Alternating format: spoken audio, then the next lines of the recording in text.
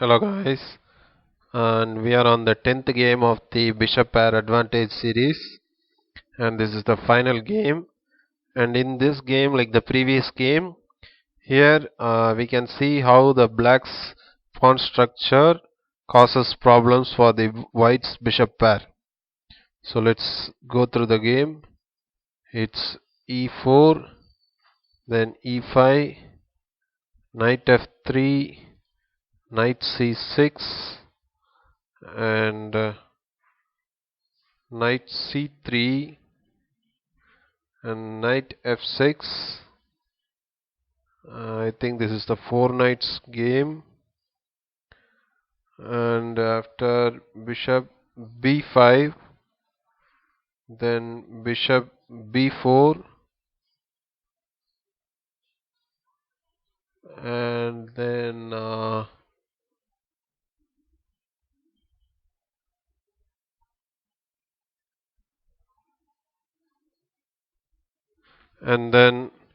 castle shot,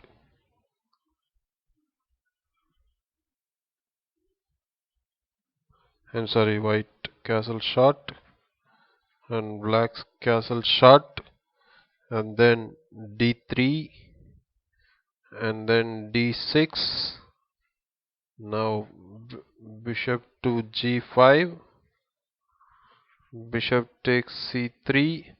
As you can see, all are theoretical moves. And after queen e7, rook e1, knight to d8.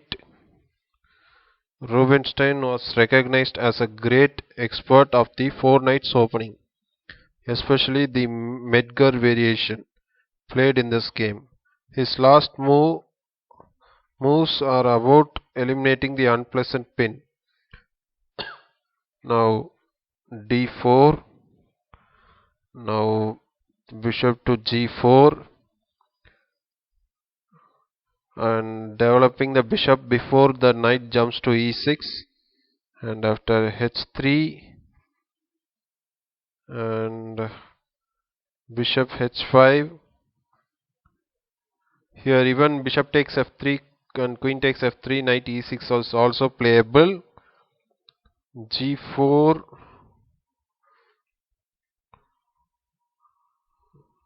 now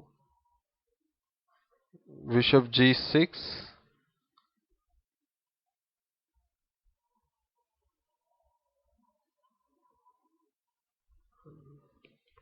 now after bishop g6, then there is knight h4, and then h6, and white plays knight takes g6. And this is the first mistake. White must not open the f file for black. His f2 pawn is backward. Instead, the knight should be placed on f5, aiming to open the e file for the rook on e1. Now f takes g6. Now bishop to c4, check, and there is king h7, and bishop to h4, and then g5, closing the king side forever. Black knights must be better than the white bishops. The light squared bishop targets nothing, while the dark squared one targets very well protected pawns. Then there is bishop to g3, knight f7, the knight goes to g6,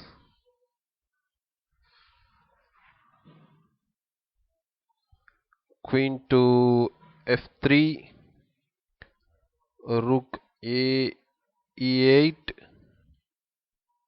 knight h8 was also possible here, and now queen to e3, now b6, stabilizing the queen side. Now bishop to b5, rook d8,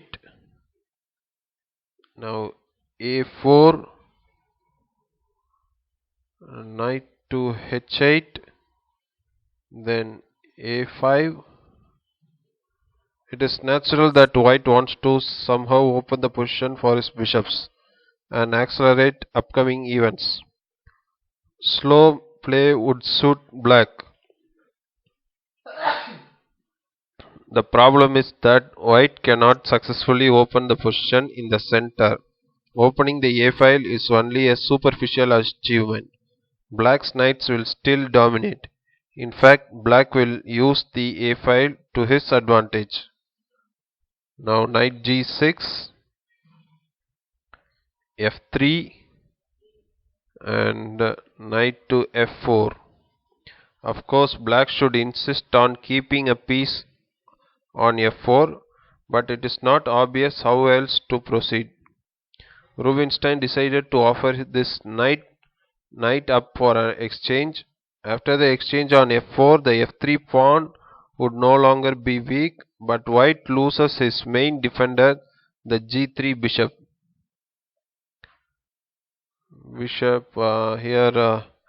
White plays bishop f1, then king h8, then bishop takes f4. White eliminates the dangerous knight. Yes, it is dangerous to only play with the light squared bishop on the board with such a great number of weak and potentially weak dark squares.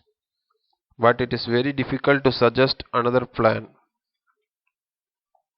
Now g takes f4, queen f2, now g5.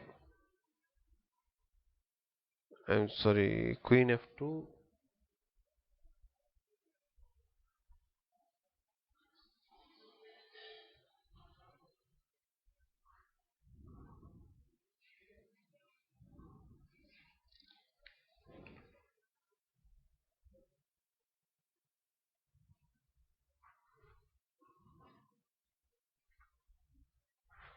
Oh, guys, I made a mistake. Here it was after bishop takes f4, it was g takes f4, then queen f2. Now black plays g5. This situation has transformed into a position where black's knights dominates over the white bishop. Seeing as he cannot use the d8 h4 diagonal for infiltration, Rubinstein decided to fix the king side, hoping to organize play down the h file on the queen side. Now d5. White must keep the tension for as long as possible. He hopes that blocking the queen side will help him, but the rest of the game seems to prove him wrong. The so-called Wavell formation arose on the queen side, and white cannot stop black's knight dominating from the c5 square. Now h5, bishop to g2. Here bishop b5 stopping the knight maneuver was more logical, although black is definitely better. King to g7, queen e2, rook to h8, taking action on the king side before starting domination on the queen side. King f2, rook a8, and now the rook to the a file. Rook eb1, knight to d7, queen b5. Now h takes g4, h takes g4. Simultaneously attacking on both sides, black achieved a lot. White must diminish black's initiative and carefully exchange pieces. Perhaps the minor piece endgame is desperately lost. Now rook to h1. Sorry, I'm sorry. Knight c5 first, then rook to h1,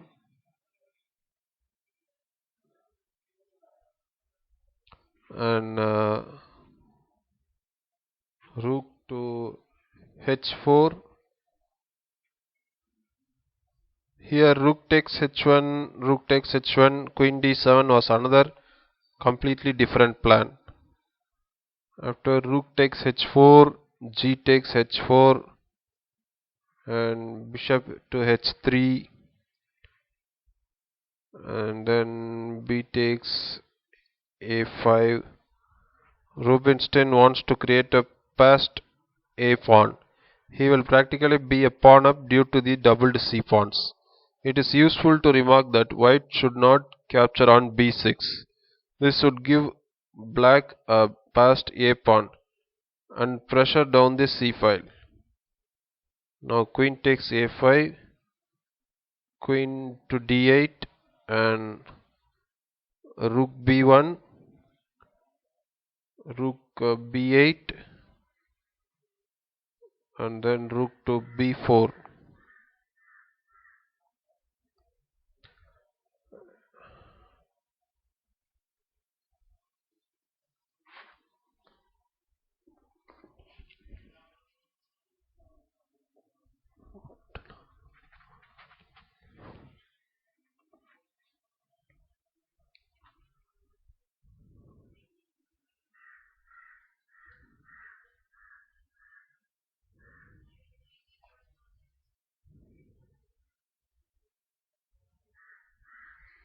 And now after rook to b4, a6, black patiently improves his position on the queen side. The bishop must block the h pawn. The threat of advancing it followed by infiltrating the queen is very dangerous.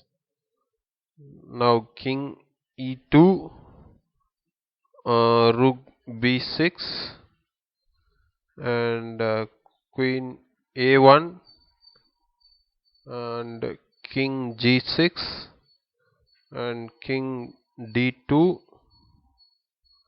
and king g5. Of course, the king is much better blockading the piece than the bishop. It can even infiltrate after the advance of the h pawn. Now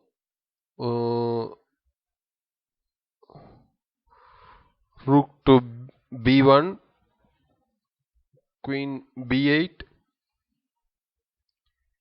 and rook to h1, a5. That push decides the game. The pawn bravely heads for promotion.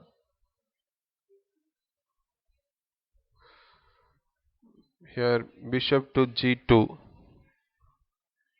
If at all queen takes a5, then rook b2 with the threats of knight b3 and queen b6 with further infiltration is decisive. So queen takes a5 is a blunder. So here white plays bishop g2,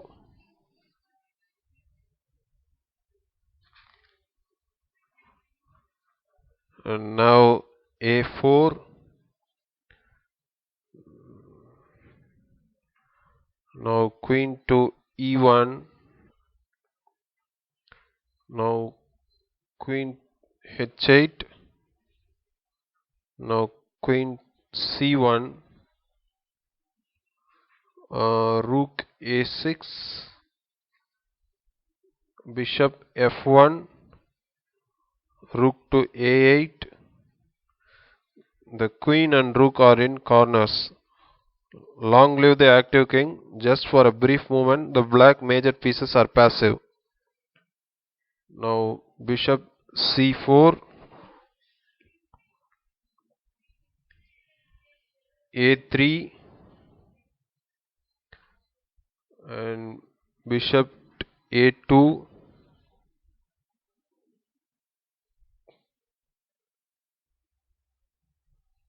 queen h7, preparing h3, rook to h3, and knight d7, queen f1, queen h8, and rook h1, knight c5. Black plays patiently, white is hopeless, there is no need to rush. Now queen c1, rook b8, finally finding the plan. Here rook b2 is a dangerous threat. Eliminating this threat, the queen will be deflected from the h file. Now queen takes a3, rook now to a8, queen b2, now h3, and bishop c4, queen to h4. The black queen joins the party and the game is over. After bishop e2, queen f2, rook takes h3, queen e3 check, king e1, and then knight a4, and white resigned here. And a very instructive game. The pair of bishops was inferior to the pair of knights due to a fixed structure not allowing the position to be open. Later it was transformed into a position with clear domination of knight over the bishop. Sometimes visually big advantages cannot be converted that easily. Actually, the advantage was not huge, and black needed to open lines on both sides to finally break through. So thank you guys. I hope you would have enjoyed the game. I'll meet you in the next game.